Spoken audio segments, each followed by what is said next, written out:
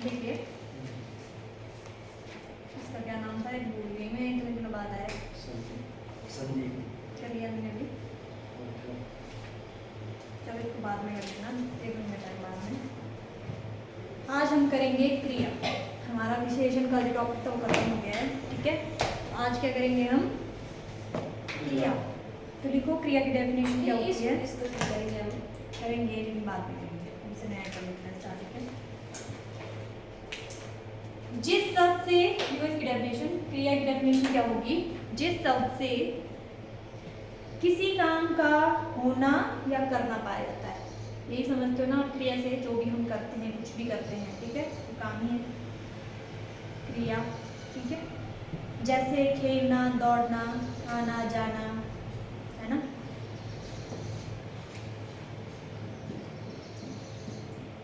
जिस शब्द से किसी काम का होना या करना पाया जाए, ठीक है।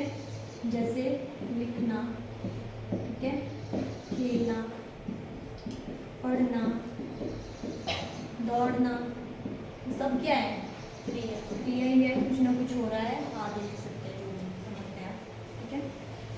इसके बाद लिखो धातु। क्रिया के साथ ही धातु क्या होती है, क्या होती है दीपक धातु। हाँ, बस एक लाइन याद रखनी, क्रिया के मूल रूप को धातु कहते हैं। धातु क्या होता है, पढ़ी होगी आपने स्कूल में भी। क्रिया के मूल रूप धातु कहते हैं। जैसे हमने कोई धातु पद लिखा शॉर्टकट में बता रही में, और उसके साथ हमने प्रत्यय जोड़ दिया, ठीक है, तो उससे हमारा क्या बना, क्रिया शब्द बन जाएगा। जैसे कोई धातु ले ली हमने, पढ़, ठीक है, मूल है, और उसमें हमने ना प्रत्यय जोड़ दिया तो पढ़ना, तो ये हो गया आपका क्रिया शब्द, ठीक है। इसके बाद जैसे खेल, ठीक है, खेल है कोई धातु पद आपका, उसमें फिर से हमने ना प्रत्यय तो खेलना, तो क्रिया बन गई, ठीक है। इस तरीके से इसमें एक लाइन लिख लो इसमें, जैसे प्रायः धातु में, प्रायः मैक्सिमम टाइम, ठीक है, धातु में ना प्रत्यय जोड़कर क्रिया का निर्माण होता है। प्रायः धातु में ना प्रत्यय जोड़कर क्रिया का निर्माण होता है।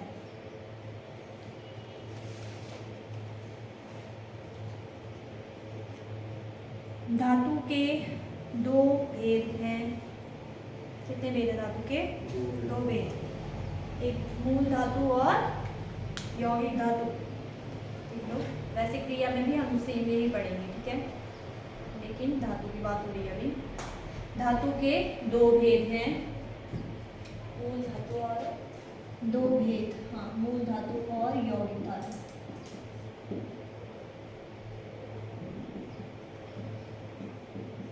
मूल धातु और यौगिक धातु।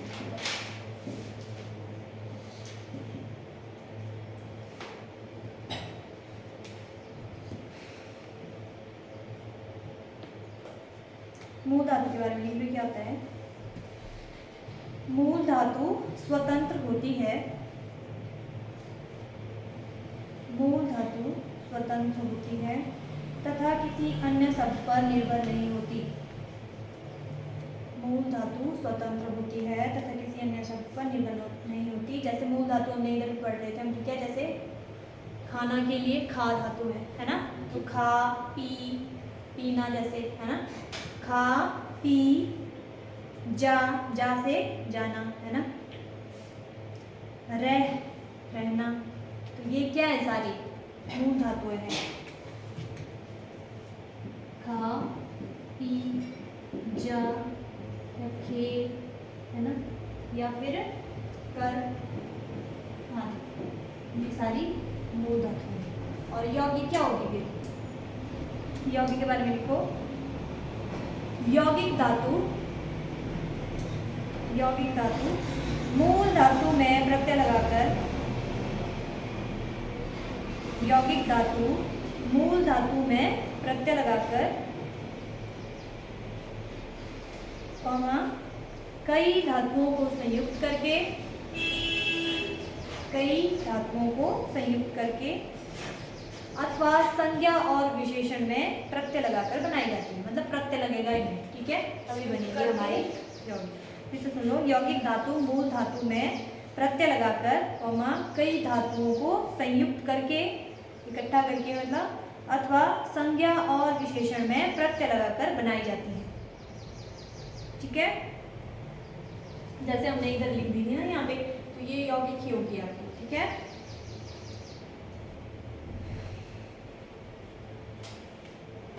इसके बाद लिखो, रचना की दृष्टि से क्रिया के भेद। रचना की दृष्टि से क्रिया के भेद कितने हैं? दो। कौन से? अकर्म और स्वकर्म। अच्छा, वो कर्म के आधार पर है।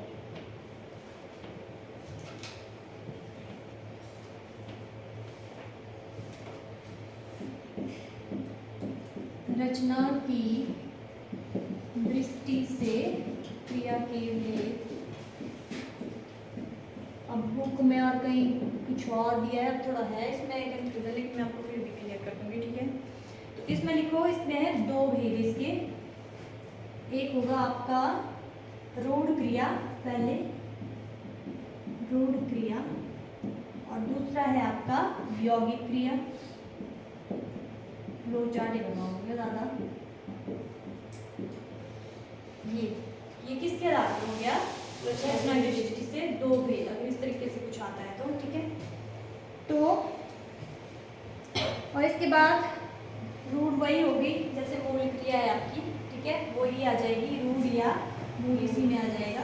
ठीक है, और यौगिक क्रिया फिर आपकी चार प्रकार की रहेगी आगे, जो आपकी बुक के हिसाब से। ठीक है, चार प्रकार से रहेगी आपकी यौगिक क्रिया। ठीक है, जिसमें पहली है आपकी नाम धातु क्रिया। क्या है? नाम। पहली है नाम धातु क्रिया। नाम धातु, इनको पढ़ेंगे हम एक एक करके। नाम धातु क्रिया। फिर दूसरी है आपकी संयुक्त क्रिया। दूसरी है संयुक्त क्रिया। तीसरी है प्रेरणार्थक क्रिया, संयुक्त क्रिया, और ये है प्रेरणार्थक क्रिया, और फिर है आपकी अनुकरणात्मक क्रिया।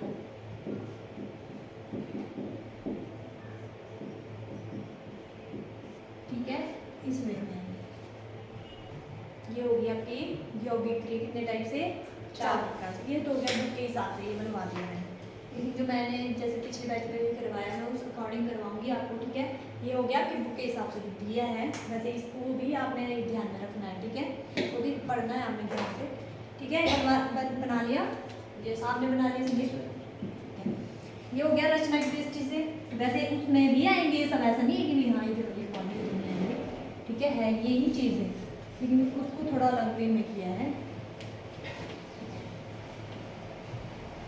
लिखो फिर से, वैसे ही जो आपने रूढ़ और यौगिक किया वो तो सेम रहेगा। क्रिया के प्रकार हैं वो, ठीक है, दो।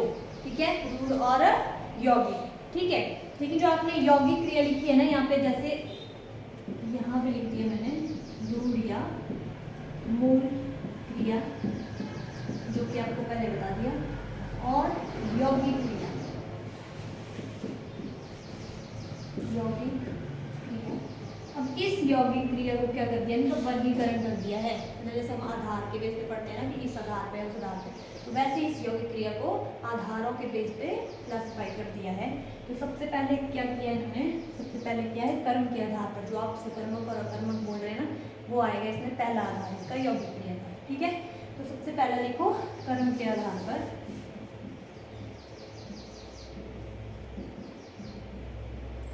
कर्म के आधार पर।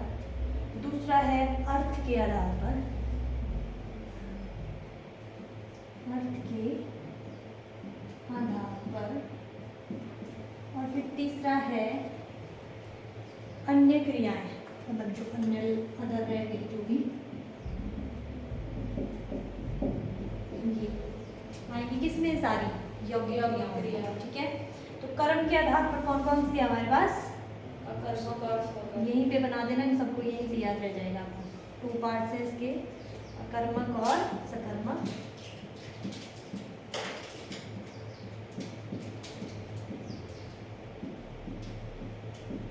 और फिर उसके बाद है अर्थ के आधार पर आती है आपकी 2 ही, क्रियार्थक और प्रेरणार्थक।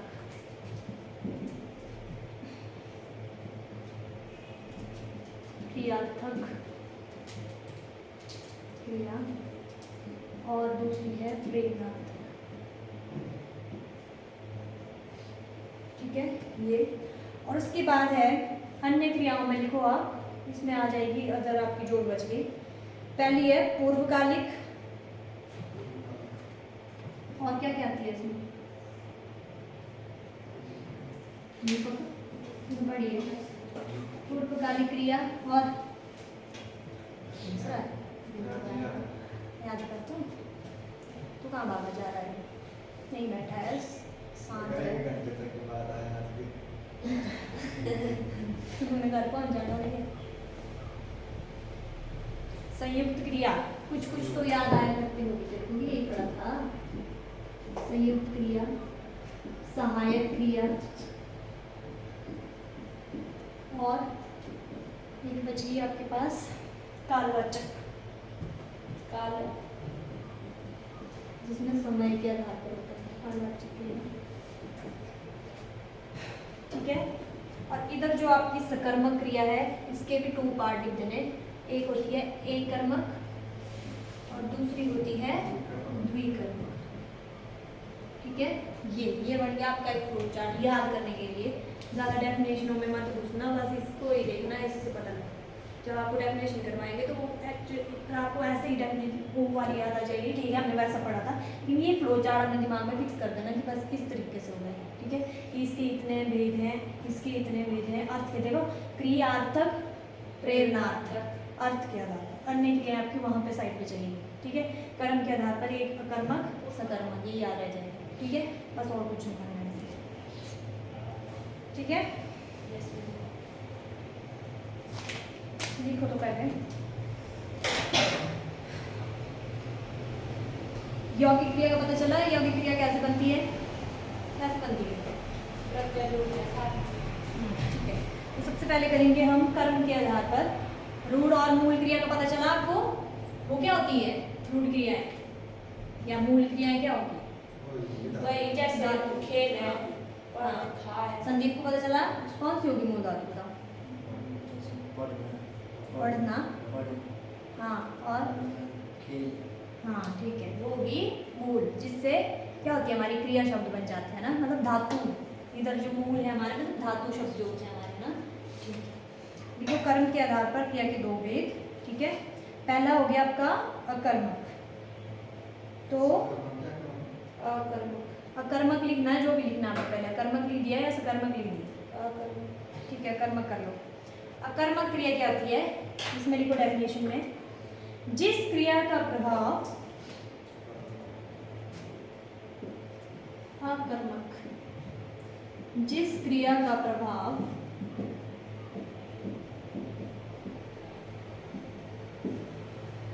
कर्म पर ना पड़कर किस पर पड़ेगा? कर्ता पर पड़ता है। कर्म पर ना पढ़कर कर्ता पर पड़ता है, तो वो क्या होगा? अकर्मक क्रिया। ठीक है, जैसे इसके लिए लिखो एग्जांपल, बच्चा रात में रोता है। बच्चा रात में रोता है।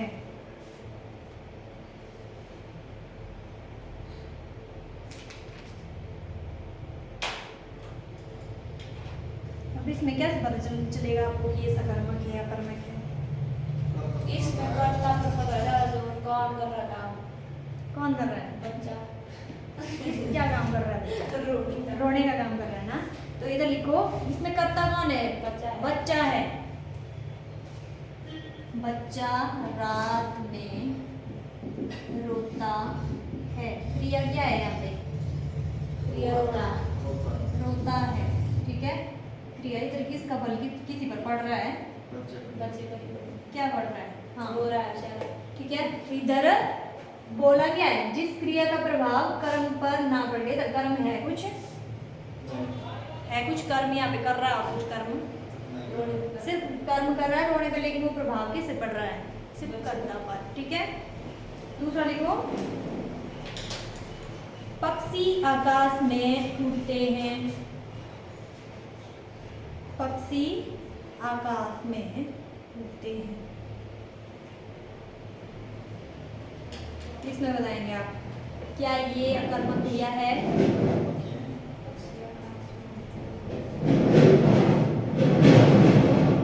बहुत सोच रही है बीच में। अकर्मक ये है कैसे? पक्षी आकाश में हाँ? कर्म नहीं करवा रही हूँ। हो सकता है ना कर्म का उदाहरण दे दें। पर आकाश में उड़ने का काम कर रहा है तो पक्षी कर रहा है। तो मतलब दो ही चीजें दी है।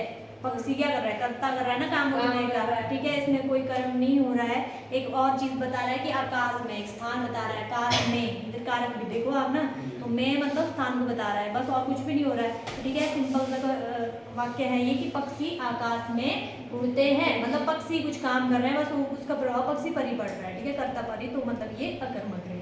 ठीक है, एक और लिखो, सोहन जोर से हंसा।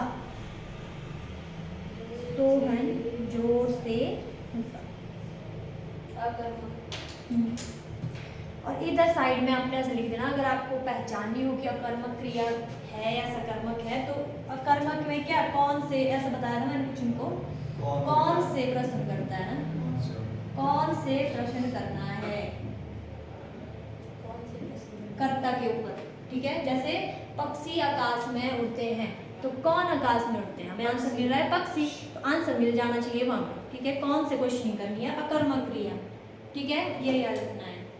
ठीक है, जैसे बच्चा रात में रोता है, तो कौन, वो कौन का रखना है? कर्ता के ऊपर, वहां पे आंसर मिल जाना चाहिए हमें। अगर आंसर नहीं मिल रहा है तो मतलब अकर्मक क्रिया नहीं है। सिर्फ कौन से क्वेश्चन करना है हमें। ठीक है, कि कौन रात में रोता है, तो कौन रो रहा था? बच्चा। ठीक है, तो हमें आंसर आ रहा है ना कि बच्चा रात में रोता है। ठीक है, जैसे अभी मैंने एक और क्या नहीं बताया, हाँ, सोहन जोर से हंसा, तो कौन जोर से हंसा? तो कर्ता के ऊपर क्वेश्चन करना है आपने। ठीक है, तो वहां से आपको अकर्मक क्रिया का पता चल जाएगा।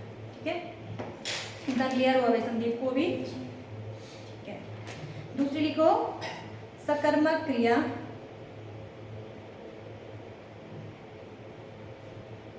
सकर्मक क्रिया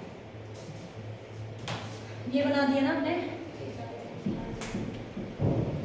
अब देखो, सकर्मक में, अकर्मक में था कि अ का मतलब क्या होता है? अकर्मक। हाँ, तो मतलब कर्म, मतलब कर्म साथ में नहीं है। ठीक है, अकर्मक का मतलब क्या हुआ? जिसमें कर्म साथ में नहीं है। और सकर्मक मतलब स मतलब साथ में, तो जिसमें कर्म साथ में है तो वो सकर्मक होगा।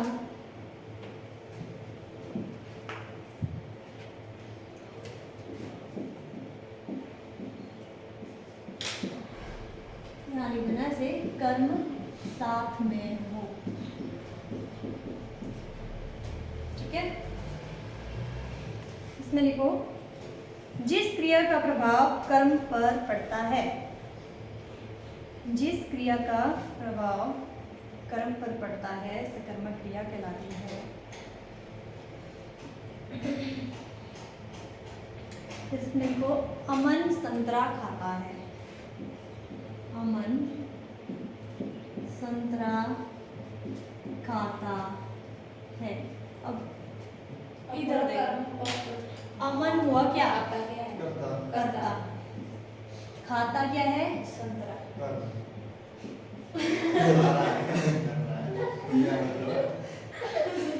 संतरा खा रहा है। अच्छा, वो तो मैंने बता दिया। ठीक है, संतरा खा रहा है। और संतरा क्या है यहाँ पे? क्या खा रहा है? हाँ, कर्म पर ही बढ़ रहा है। क्या खा रहा है? इधर आपने क्या करना, क्या से या किसको से क्वेश्चनिंग करनी है आपने। ये है इसका कर्म, इसको खा रहा है संतरे। क्रिया क्या कर रहा है, खाने की, और कर्म क्या हो गया, संतरा खा रहा है, काम कर रहा है संतरा खाने का। ठीक है, तो क्या और किसको से क्वेश्चनिंग करनी है आपने इधर, किस अमन क्या, इधर करना क्वेश्चन, क्या खा रहा है, क्या खाता है, क्या खाता है, संतरा। हमें आंसर मिल रहा है ना कि संतरा खाता है। ठीक है, तो इधर से हमको क्या पता चल गया है कि ये कौन सी क्रिया हो गई, सकर्मक। ठीक है, कि यहाँ पे क्या होता है, कर्म पर प्रभाव पड़ता है। ठीक है, सॉरी, क्रिया का प्रभाव कर्म पर पड़ता है। इसमें एक और लिखो आप,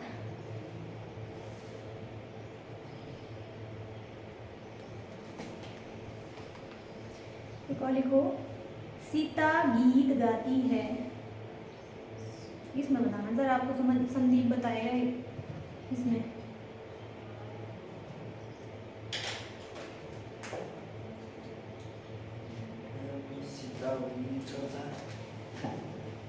अच्छा, सीता गीत गाती है। हाँ, और बताओ। सीता वही करता हाँ, करती है अपनी क्रिया। क्रिया आगे, तो क्या है सकर्मक क्रिया, कर्म क्या है यहाँ पे, कर्म क्या कर रही है, कर्म मतलब काम कर रही है, क्या काम कर रही है, गीत गाने का ना, गीत, तो गीत क्या होगा यहाँ पे, कर्म। ठीक है, तो ये प्रभाव, क्रिया का प्रभाव किस पे पड़ रहा है, कर्म पर। ठीक है, सीता क्या कर रही है, इधर पूछ सकते हैं ना, सीता क्या गाती है, तो आंसर क्या है हमारे पास, गीत गाती है। इधर से पहचानना, मैंने आपको बोला क्वेश्चनिंग करनी है सीधे इसके ऊपर। ठीक है, या तो पहचानने की कोशिश करनी है कि इधर कर्म कहाँ पे है, कर्म ये कर रही है गीत गाने का। ठीक है, ऐसे पहचानना है, तो ये कौन सी क्रिया होगी, सकर्मक। क्वेश्चनिंग मैंने आपको बता दिया कि किस तरीके से हमें सकर्मक अकर्मक को पहचानना है, क्योंकि इससे रिलेटेड क्वेश्चन आते हैं प्रेरणार्थक से और क्रियार्थक से, इधर से। ठीक है, ये एक सहायक क्रिया हो गया। अच्छा,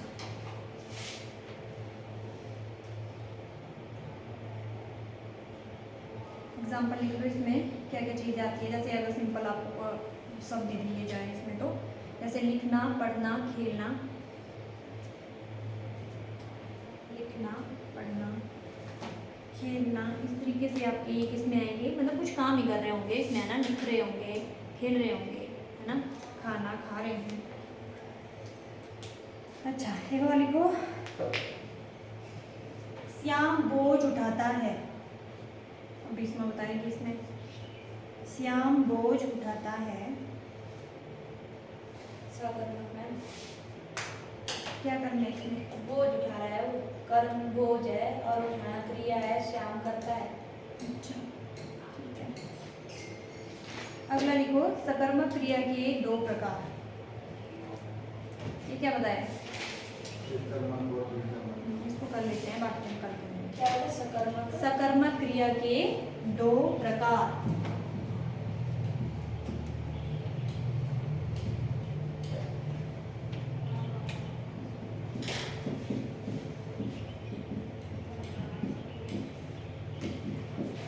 एक कर्मक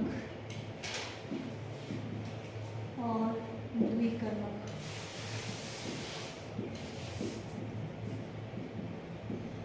इसमें लिखो, एक कर्म के नीचे ऐसी क्रिया जो अपने साथ एक कर्म ले रही है, सिर्फ एक ही काम, अपने साथ एक कर्म ले रही है, सिर्फ एक काम। जैसे शिक्षक ने पाठ पढ़ाया, शिक्षक ने पाठ पढ़ाया। ठीक है, शिक्षक क्या कर रहा है, सिर्फ एक ही काम कर रहा है, क्या काम, पाठ पढ़ाने का। ठीक है, तो इधर जो है आपका पाठ क्या हो गया, कर्म, और पढ़ाया क्या हो गई, क्रिया। तो ये हो गई एक कर्मक क्रिया। ठीक है, इधर क्या बोलेंगे हम इसको, एक कर्मक क्रिया। ये है ना हमारी क्रिया यहाँ पे। ठीक है, क्या काम कर रहा है, सिर्फ एक ही काम कर रहा है ना, शिक्षक ने पाठ पढ़ाया, कुछ और तो नहीं कर रहा है, सिर्फ एक ही काम कर रहा है। दूसरे में लिखो, द्विकर्मक में ऐसी क्रिया जो अपने साथ दो कर्म ले रही है, मतलब दो काम कर रही है, अपने साथ दो कर्म लेती है वो क्या कहलाएगी? द्विकर्मक। इसमें पहचानना है अपने देखो, तो इसके लिए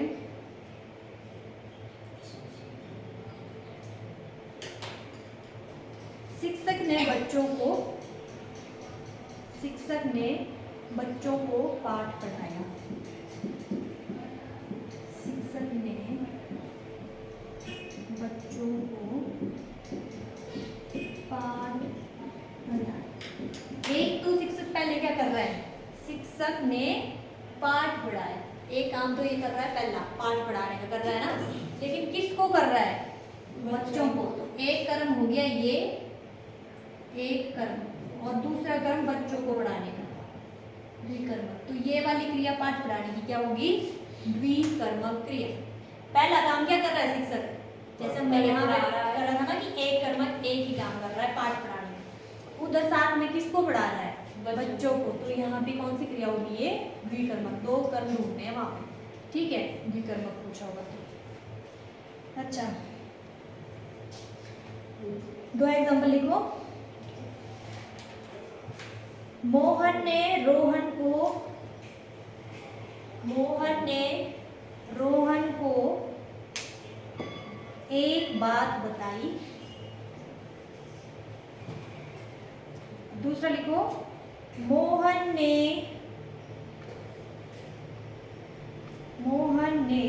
अपनी बात कही। कौन सी कर्मक है और कौन सी विकर्मक है? हाँ,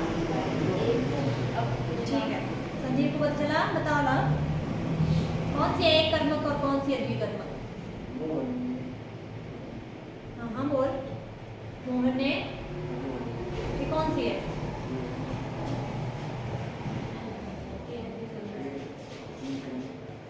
एक बोल रहा था फिर भूमि में चला गया। दो कर्म कर रहा है अगर। मोहन ने रोहन को एक बात बताई।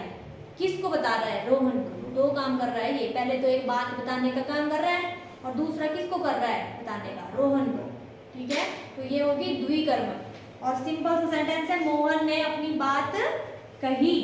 तो एक ही काम कर रहा है वो, अपनी बात रखने का, ठीक है, एक ही कर्म है इसमें। तो मोहन ने अपनी बात कही, ये होगी एक कर्मक। और मोहन ने रोहन को एक बात बताई, या जो भी है, तो इसमें होगी द्विकर्मक, ठीक है। तो इसको पढ़ लेना, हमने रिवाइज कर लेना है, बाकी हम कर लेंगे, ठीक है। अच्छा, अपनी कॉपी